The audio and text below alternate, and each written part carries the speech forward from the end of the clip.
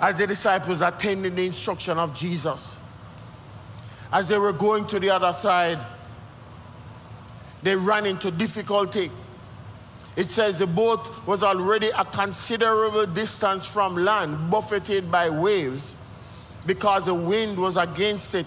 So they were about 6 or 7 hours into the struggle. A journey that should have taken them about 2 hours. They are 7 hours rowing at the oars, trying to get the sails up. They are in problems. And in the midst of that, they are exhausted. They don't think they might make it. And here comes along what they thought was a ghost in the midst of all them trouble.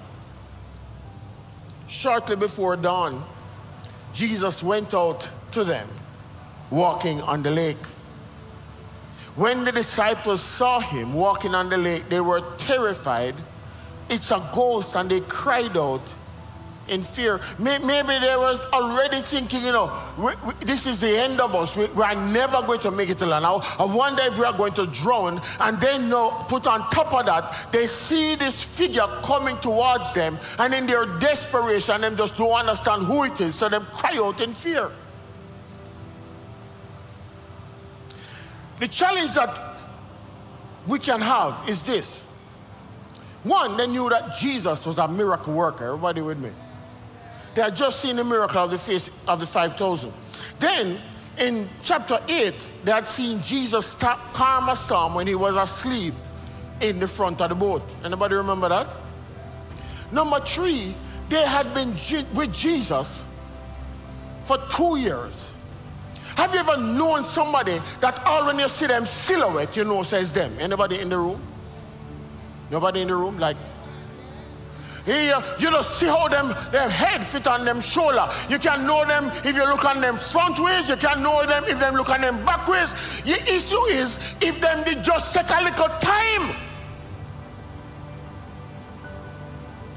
But because it was not usual, it threw them for a loop. But Jesus is the one who had sent them. So he wants them to succeed. And the scripture tells us, did I read it? That Jesus went out to them. So it is his intent to help them. Write this down. Jesus helps us accomplish his mission. You see, when Jesus has sent you on a mission, he's going to come to make sure that you fulfill the mission. Some of us are wondering, if we come to Jesus, will I make it? Will I have the strength to keep? Look here. Jesus says, he who began a good work in you will carry it on to completion. He wants you to succeed. What you need to do is concentrate on obeying him. The only thing you have to do is to walk where he tells you to walk and do what he tells you to do.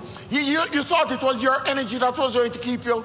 No. You thought it's your willpower that was going to keep you? No. You see, it is Jesus who is going to keep you. Boy, I know that my friends are going to ridicule me. If you're in the King, seeking his faith, he's going to keep you. Psalm 3 says this, but you, O Lord, are a shield for me. You are my glory, the one who lifts my head. All we need to do is to cooperate with him. In the midst of the trouble, in the midst of the storm, Jesus comes walking on the water of the storm to meet you where you are on the storm. He's like the fourth man in the fire because he wants you to succeed.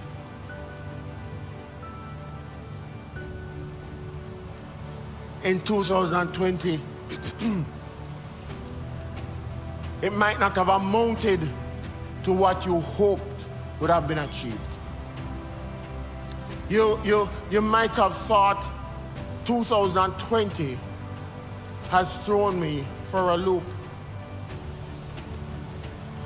In 2020, we hoped to plant a church and we thought it was going to be a physical church. But I want you to hear that YouTube, the place that we get most of our subscribers from, we started 2020 with 1,280 people, and we started 2021 with 2,300 people. So what has happened is the Lord said, I'm going to plant a church, but you were looking in the wrong direction. Let me take over and hold the reins. I'm going to plant a virtual church. Is everybody understanding what I'm saying? Then we had in our minds that we are going to become an international church. 10% of the people who watch online are from the United States. And then we have people from Europe and Canada and Indonesia and Mexico and we have become, without moving, an international church. 1 month ago we baptized our first person in New York.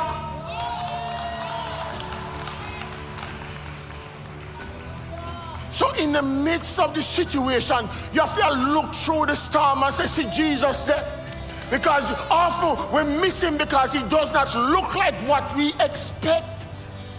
It is not that he has left us. It is that he's doing something new. New don't mean that it has never been done before. New mean you never think about it. We baptized 30 people when we now meet as church. We saved 111.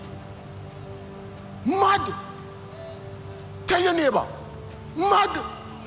And if you're online, just write in the chat, mad.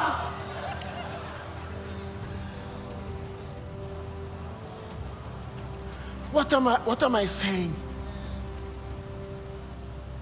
We are people of God, and we look through eyes of faith. Is everybody understanding what I'm saying? When we look, it doesn't have to look at it. We look through eyes of faith. Because God often is doing more than you understand. There are some people here who are going through some stuff and we say, Lord of mercy, COVID will kill me. Take your time, dry your eye, looking at the storm because he's coming. And if you can't see him, go back to number 2 and start to seek the face. Because as you seek the face, you get a revelation of what he's going to do.